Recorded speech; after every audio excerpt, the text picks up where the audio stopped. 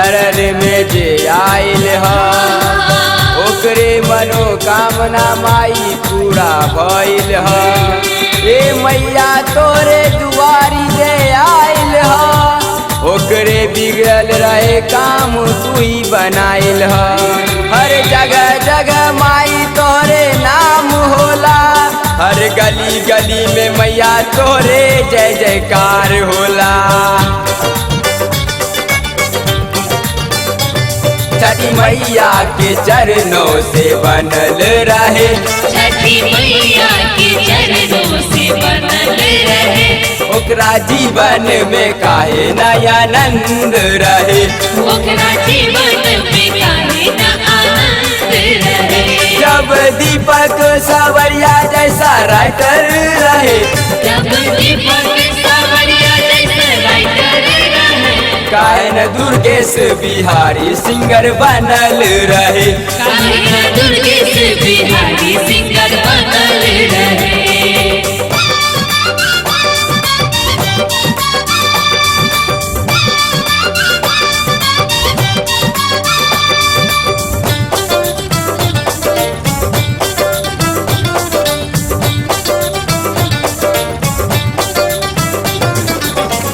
छठी मैया जैसे पवन भैया के हीरो बनवले हा, वैसे हमरो के हीरो बनैया।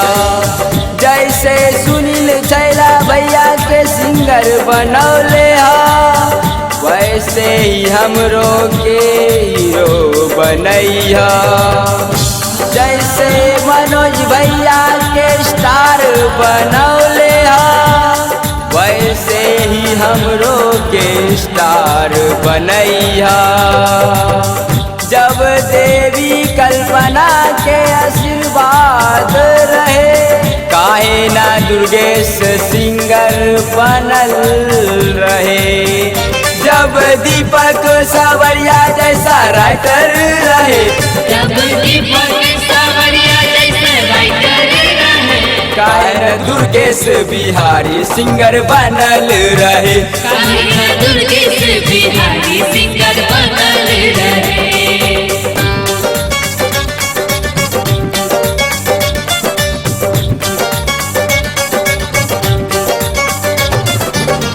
जैसे हीरो राकेश भैया के बनवले हा, वैसे हीरो हमरो के बनैहा। जैसे कलुआ के सिंगर बनवले हा, वैसे ही हमरो के सिंगर बनैहा। जैसे दिनेश लाल यादव के हीरो बनवले हा, वैसे ही हमरो के हीरो बनैहा।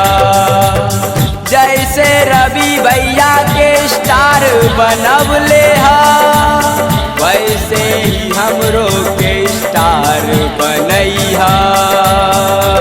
जब दीपक सावरिया जैसा राइटर रहे, जब दीपक सावरिया जैसा राइटर रहे, काहे न दुर्गेश बिहारी सिंगर बनल रहे, काहे न दुर्गेश बिहारी सिंगर बनल रहे।